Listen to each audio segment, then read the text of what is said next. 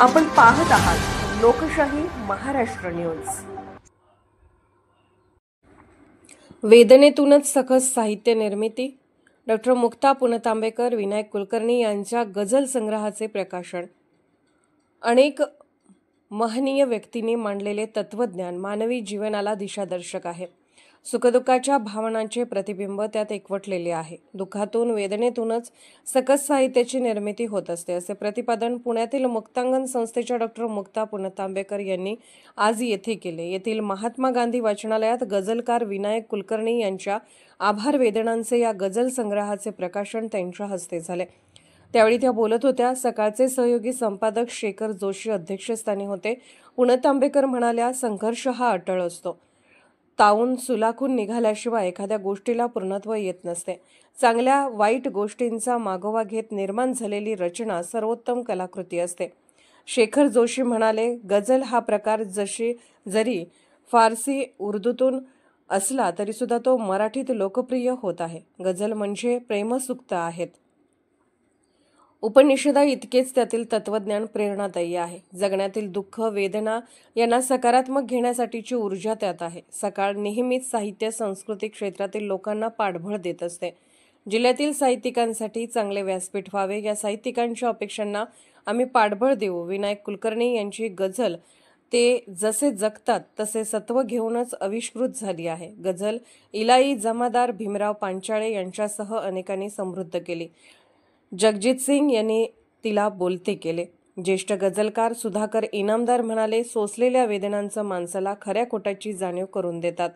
त्यातून लिहिलेले साहित्य अस्सल असते। प्राध्यापक दीपक स्वामी म्हणाले, गझलमध्ये भावभावनांचे प्रतिबिंब येणे अपेक्षित असते।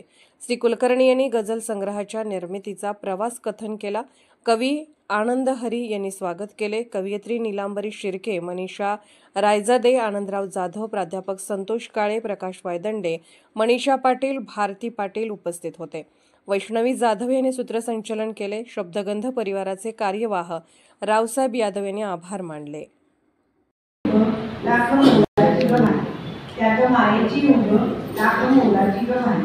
माझ्या आईचा पदर जणू उपदार जणू त्याच्या पुढे पिके सारे शेला आणि भरदारी शालू। माझ्या आईचा पदर खोचून ती उघडते पहाटे। माझ्या आईचा पदर खोचून ती उघडते पहाटे। मग नव चैतन्याने मग घराला जाग येते। माझ्या आईचा पदर बघा येतो किती कामी। माझ्या आईचा पदर बघा येतो किती कामी। आंघोळ करून जेव्हा मी आलो तेव्हा ती अंग त्याने पुसते कामी। जेव्हा आंघोळ करून मी आलो अंग त्याने पुसते कामी। माझ्या आईचा पदर मला त्याने ती मोंडाळते।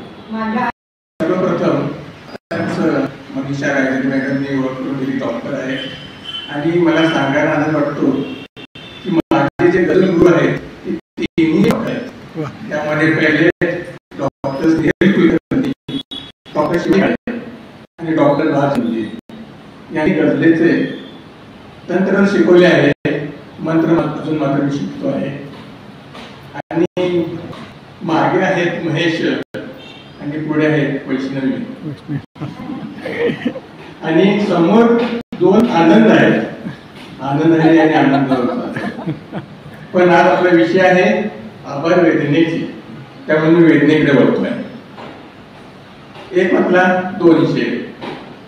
आसवाना वाहण्याचा शाप आहे, पापयानी रोखणे का पाप आहे। दुःख मोठे काळजाचे हेच आहे, खूप छोटे मोजण्याचे माप आहे। सोसले मी ऊन सारे जीवनाचे, सांज वेळी सावल्यांचा ताप आहे। तर गझल घेतोय। कळकट मळकट गाठोड्यांनी भरलेला मी, कळकट मळकट गाठोड्यांनी भरलेला मी माळा बघतो। दुर्गंधीमय कागदांमध्ये आठवणींचा वाळा बघतो। सुखात गेली सकाळ माझी दुःखामध्ये दुपार सरली. व्यक्ती म्हणून आजच्या या कार्यक्रमाला उपस्थित आहे. आज कुलकर्णी सरांनी हे जे पुस्तक आहे त्यांचं ते माझे बाबा डॉक्टर अनिल अवचट यांना अर्पण केलंय. त्यांनी असं लिहिलंय की ज्येष्ठ साहित्यिक आणि व्यसनमुक्तीसाठी आयुष्य वेचणारे स्वर्गीय डॉक्टर अनिल अवचट यांच्या स्मृतीस सविनय. बाबा आणि विनायक कुलकर्णी सर यांचं खूप छान नातं होतं. दरवेळेला बाबा सांगलीत आले की स्वतः कुलकर्णी सर त्यांना इकडे तिकडे घेऊन जायचे आणि बाबांना नेहमीच या भागात यायला खूप आवडायचं आणि एक प्रकारे वडिलांसारखी माया त्यांनी सरांवरती केली. आज मला हा मान मिळतोय तो माझ्या स्वतःच्या काही कर्तृत्वामुळे मिळत नसून मी बाबांची मुलगी आहे याच्यामुळे मला मिळतोय याची मला जाणीव आहे. पण मी कविता या सगळ्या गझल वाचल्या आणि मला खूप आवडल्या. मुख्य म्हणजे पुस्तकाचं जे नाव आहे आभार वेदनांचे, जेव्हा त्यांनी सांगितलं की हे नाव ठेवलंय तेव्हा मी लगेच म्हटलं की मी नक्की कार्यक्रमाला येणार, कारण या नावामध्ये मला एक खूप पॉझिटिव्हिटी दिसली. बाबांबद्दल तुम्ही सगळ्यांनी ऐकलं असेल, त्यांची पुस्तकं पण वाचली असतील, तर बाबांचे नेहमी विचार एक सकारात्मक असायचे आणि मला हे जे शीर्षक आहे पुस्तकाचं ते पण मला खूप सकारात्मक वाटलं. जनरली आपल्या सगळ्यांना असं असतं ना की आपल्याला वेदना दुःख हे नको, कायम सुख हवं असं वाटतं. पण बाबा पण हे नेहमी म्हणायचे, बरेचदा असं व्हायचं की मुक्तांगणमध्ये काम करताना कुठली काही समस्या आली किंवा एकूणच काही समस्या आली की मला खूप वैताग यायचा, मला स्ट्रेस यायचा, चिडचिड व्हायची कधी. मग मी वैतागून बाबांकडे जायचे की काय हे हा केवढा मोठा प्रॉब्लेम. तर बाबा नेहमी मला खूप शांतपणे सांगायचे की समस्यांकडे तो एक ट्रेनिंग प्रोग्राम म्हणून बघ.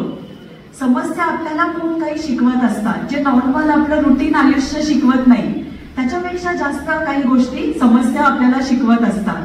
आणि नेहमी आम्हाला सगळ्यांना समस्येकडे प्रॉब्लेम्सकडे बघायचा हा सकारात्मक दृष्टिकोन बाबा द्यायचे. आणि मला हे जे तुमचं शीर्षक आहे ते त्याच प्रकारचं वाटलं. बाबांवरती गौतम बुद्धांच्या विचारांचा पण खूप प्रभाव होता आणि अर्थातच महात्मा गांधींच्या विचारांचा तर होताच प्रभाव. बाबा गेल्यानंतर त्यांचं जवळचे नावाचं पुस्तक प्रकाशित झालं. त्याच्यामध्ये गांधीजींबद्दलचा सुद्धा लेख आहे, गौतम बुद्धांचा आहे, तुकारामांबद्दल आहे, ज्ञानेश्वरांबद्दल आहे. आणि मी नक्की तुम्हाला सांगते की हे पुस्तक वाचा, कारण त्यांच्या आयुष्यातल्या ज्या सकारात्मक गोष्टी आहेत त्याच्याबद्दल बाबांनी हे लेख लिहिलेले आहेत. आणि गौतम बुद्ध तर म्हणायचेच ना की जीवन म्हणजेच दुःख आहे, दुःखांनी भरलेलं आहे. सुखाची किंमत आपल्याला कधी कळते तर जेव्हा आपल्या आयुष्यात दुःख येतं. कायम जर का सुखच असेल तर त्या सुखाची किंमत पण आपल्याला कळणार नाही, कदाचित आपल्याला कळणारच नाही की सुख हे सगळं सुख आहे. मी एक म्हणजे सायकोलॉजीची अभ्यासक आहे किंवा या क्षेत्रामध्येच काम मी करते आणि या विषयाचं मला एक वाक्य खूप आवडतं की वेदना अपरिहार्य आहे पण दुःख ऐच्छिक आहे. आपल्या प्रत्येकाच्या आयुष्यात वेदना असणारच, पण त्याबद्दल किती दुःख करत राहायचं, किती काळ दुःख करत राहायचं हे नक्कीच आपल्या हातात आहे. लोकशाही महाराष्ट्र न्यूज चॅनलला लाईक करा, शेअर करा आणि सबस्क्राईब करा.